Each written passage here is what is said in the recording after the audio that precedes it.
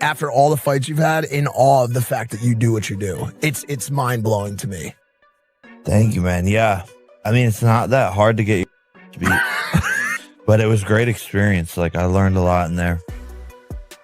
I can't really talk. When this fight was first announced, you had said something to the effect of this would end Jake Paul's career. After what you saw tonight, do you think that Jake should continue to box, or what do you think the future holds for him? Yeah, no, I really take my hat off. So, I mean, we have to see if it is a broken jaw. Those injuries are very difficult to come back from. But as AJ said, like that last shot would have knocked out a lot. Here's the situation that has the entire combat sports world talking nonstop right now. Jake Paul, the 28-year-old social media star who transitioned into professional boxing, has reportedly announced that he is retiring from the sport. This news comes immediately after what many are calling a career-altering sixth-round knockout loss to former heavyweight world champion Anthony Joshua in Miami. And this was not an ordinary defeat by any measure. It was severe. Jake Paul didn't simply lose the fight. He left the ring with a jaw broken in 2 places, an injury serious enough to require emergency surgery. Think about how dramatic that shift is. Jake Paul walked into this fight as one of the biggest crossover figures in boxing, someone who had been steadily building momentum and trying to prove that he belonged in the professional ranks. He was working to shake the image of being just a YouTube personality stepping into the ring for entertainment. But then everything changed in a single moment. Anthony Joshua landed a crushing right hand that ended the fight in decisive fashion. Suddenly, fans and analysts everywhere are asking a very real question. Is Jake Paul's boxing career truly finished? What makes this even more surprising is an important detail from the scorecards. Before the knockout happened, Paul had actually won 2 rounds on one judge's card. That tells us he wasn't completely outmatched early on and was holding his own to some degree. But once that final punch landed, the entire narrative shifted instantly, and the future of his career became uncertain. I got dropped. But yeah, I was doing good. I just think my cardio, just the mental pressure of the big guy and sparring the big people is different than the 10-ounce gloves. So I was feeling his power a lot more. But it was a great experience. Like, I learned a lot in there. I can't really Are you in pain? Yeah, but Does it hurt? it's not from like talking. Talk to me about what your jaw feels like, because you got It's like a baseball in there. two then- plates, It just feels like 4 titanium plates. 4 titanium plates. How many do you have? Just 1. 8 screws. Now pause for a moment, because this is where the story becomes even more intense and honestly worrying from a health standpoint. There's a clip circulating where someone can be heard mentioning a titanium rod in a hand, adding to the confusion and concern surrounding the aftermath of the fight. While that detail remains unclear, what we do know paints a serious picture. According to several sources close to Jake Paul, he is both physically exhausted and mentally drained from enduring the kind of punishment that comes with fighting at this level. These same sources say he is genuinely thinking about stepping away from boxing for good. That decision, reportedly, became much more real after the knockout loss we've been discussing. And calling it brutal is not an exaggeration. This was not just a loss on paper. It was a physically punishing fight. Paul was knocked down multiple times during the bout. Each time he stood back up, it was obvious that the damage was adding up. Eventually, the final blow left him with that double broken jaw, an injury that required immediate surgery and sparked widespread speculation about whether he would ever compete again. Taking that level of punishment from someone like Anthony Joshua, one of the most accomplished and powerful heavyweights in the sport, has reportedly forced Paul to seriously rethink his future. And honestly, it's hard to fault him for that.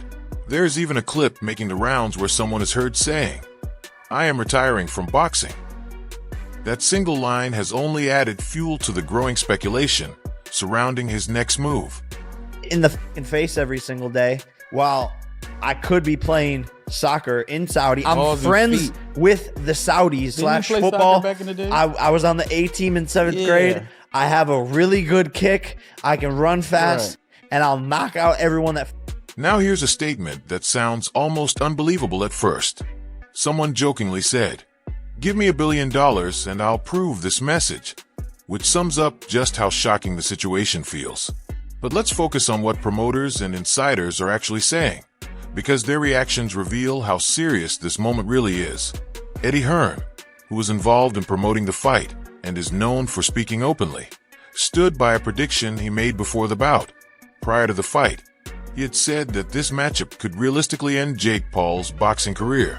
After watching what happened in the ring, his tone changed noticeably. He wasn't celebrating being right. Instead, he spoke with genuine concern. Hearn explained that injuries like a broken jaw, especially one fractured in 2 places and repaired with plates and screws, are not just painful in the short term. They are incredibly difficult to recover from both physically and mentally. This is especially true for a fighter who is still developing and trying to establish himself at the highest level. Recovery is not just about letting the bone heal. It also means weeks or months away from sparring, which leads to slower reflexes, lost timing, and disrupted rhythm in the ring. Then there's the mental side of it. The fear of getting injured again can linger every time a fighter takes a punch to the face. That fear can permanently change how someone fights. While Hearn praised Paul's toughness and willingness to face serious competition, something many critics said he would never do, he also reminded everyone that boxing is unforgiving. It does not care about social media fame or financial success. Moments like this, when a fighter suffers a serious injury, often force them to sit down and truly evaluate whether the risks to their long-term health are worth continuing. That guy did great for someone who's been boxing for like less than a decade. He has had no real professional opponents other than Tommy Fury that were legitimate world-class boxers. I don't even remember what happened in the Tommy He lost a close decision, but it was a good fight. It was a good fight, though. He's a good boxer. If he wasn't a YouTuber, people would be way more impressed with him. Yeah. The problem is he was like a famous kid, and then no one took him seriously. Yeah. But oh, and then he started too with like more spectacle-ish fights. People were like, "Oh, this is you." He fought, Nate Robinson, like a basketball player. But the thing is, he knocked Nate Robinson. He knocked him dead, the fuck out. and yeah. it's the way he did it that I was trying to. Joe Rogan, who has spent decades watching and commenting on combat sports, delivered one of the most serious and cautionary responses after Jake Paul was knocked out by Anthony Joshua and suffered that double broken jaw. Speaking on his podcast, Rogan combined concern with his usual straightforward honesty and urged Paul to think carefully about the long-term consequences of fighting at this level. When Joe Rogan warns someone about head trauma, it carries weight. He has seen countless fighters deal with the lasting effects of repeated damage. Rogan emphasized that the shots Paul absorbed, especially from an experienced heavyweight like Anthony Joshua, come with risks far beyond what is immediately visible. It's not just about a broken jaw. It's about the cumulative impact on the brain and nervous system. Rogan spoke about the long-term struggles many fighters face after retirement, including chronic traumatic encephalopathy, memory loss, and mood disorders. As medical research advances, these risks are becoming clearer. He described the knockout punch Paul took as having the force of like 10 punches delivered all at once, a frightening way to think about what happens inside the skull during such an impact. He also pointed out how quickly damage can build up in heavyweight boxing, where power levels are significantly higher than in lighter divisions. His message was not limited to this one fight. It was a broader warning that repeatedly taking punishment from elite heavyweights can lead to lasting and possibly permanent consequences.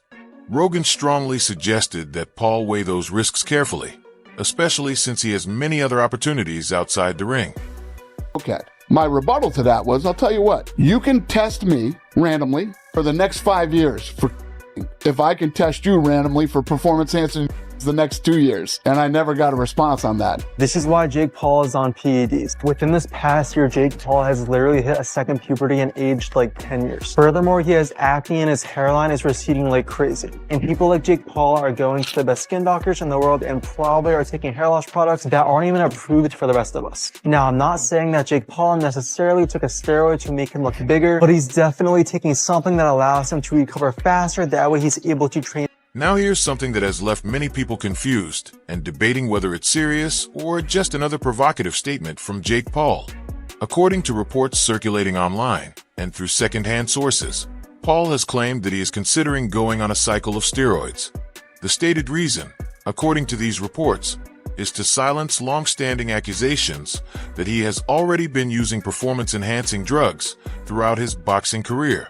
The idea, as it's being described, is that Paul would show the public the difference between his natural physique and an enhanced one to prove that his previous performances were achieved without chemical assistance. Critics have reacted strongly, calling the claim reckless and potentially dangerous. They argue that such a statement could bring serious consequences from boxing commissions and even legal trouble. Supporters, on the other hand, believe Paul may simply be pushing back against years of speculation and accusations surrounding his physical transformation and punching power. Boxing has strict anti-doping rules, and violations can lead to suspensions, fines, and overturned results. Because of this, many observers doubt that Paul would actually follow through with such a claim. Others believe the statement should not be taken literally at all, suggesting it may just be another attempt to stir controversy, until Paul directly addresses the issue himself and clearly explains what he meant. The claim remains unverified. It only adds another layer of confusion to an already chaotic period in his boxing career. There's even a line floating around that makes little sense, but somehow reflects the overall confusion surrounding this situation. Damn. I don't say that only because I'm fight here in a company, but it's because Jake, the people need to respect Jake, you know? I mean, every single fight go inside the ring, everybody need. Let's break down exactly what happened inside the ring, because the details are startling when laid out clearly. During their heavyweight fight in Miami, Anthony Joshua delivered a punch that broke Jake Paul's jaw in 2 places. This happened in the 6th round, when Joshua landed a powerful and precise right hand, the same punch that has ended many fights throughout his championship career. The impact caused an immediate knockdown. Paul collapsed to the canvas, and the fight was soon stopped. But the damage went far beyond the knockout itself. That single punch fractured Paul's jaw in 2 separate locations, a severe injury that was quickly noticeable after the fight. Viewers could tell something was seriously wrong. Paul later confirmed the injury himself through a social media post, showing visible swelling and misalignment in his face. After being examined by medical professionals, he was taken straight to a hospital in Miami. Surgeons performed extensive surgery to repair the damage. The procedure required placing 2 titanium plates, one on each side of his jaw, to stabilize the bones during healing. One of the most serious details is that several teeth had to be removed as part of the surgery. Paul later shared an update from his hospital bed, saying the operation went well and that he would be on a liquid diet for at least a week, possibly longer depending on how recovery progresses. He is now healing from a jaw that has effectively been reconstructed with metal plates. Never give a monkeys about what anyone says, because they sit at home, they're full of negativity. It's like the people that are negative towards someone like Jake Paul. Look at what he's done with his life. Do you know what I mean? So yes, it took AJ a couple of rounds to get hold of him, and then he knocked him spark out and broke his jaw. It was a frustrating 2-3 rounds maybe, because Jake was moving so much, holding, but did well, I thought. I mean, I was impressed with him. I mean, I was more impressed with his toughness, because I think that last shot would have knocked out most heavyweights. I mean, you've got to respect him, because he did what many people wouldn't do, which was get in the ring with him. And, you know, he didn't, I know he run and hold, but he also let his hands go at times. And he was in the firing line. And, you know, we got 6 good rounds in the end of actual work. You see it in the end? Yeah, I actually think it's a positive, because, you know, we could have gone in there and got it all over with 45 seconds. He's done an 8-week camp, and now he's done 6 rounds. He's got something to go back and work on with a team. With Jake Paul, speculation and conspiracy theories often follow, so it's important to address a major claim circulating online. The brutal 6th round knockout of Jake Paul by Anthony Joshua made it clear that the fight was real and not scripted in any way. Despite online rumors before the bout, promoter Eddie Hearn strongly dismissed all suggestions that the fight was fixed. Hearn emphasized that this was a fully sanctioned professional boxing match, overseen by official authorities and connected to regulated betting markets worldwide. Any attempt to script or fix such a fight would not only be unethical but illegal and nearly impossible to pull off without widespread involvement. The logistics alone make the idea unrealistic. Hearn pointed to the most obvious proof that the fight was legitimate: the severity of Paul's injuries. A double jaw fracture requiring surgery with titanium plates and tooth removal is not something anyone would fake. As Hearn bluntly stated, no one agrees to have their jaw broken in 2 places just to support a conspiracy theory. Medical records, surgical procedures, and recovery time all confirm that what happened in the ring was real. 2 professional fighters competed at a high level, and one of them suffered a devastating knockout that ended his night and may have ended his boxing career as well.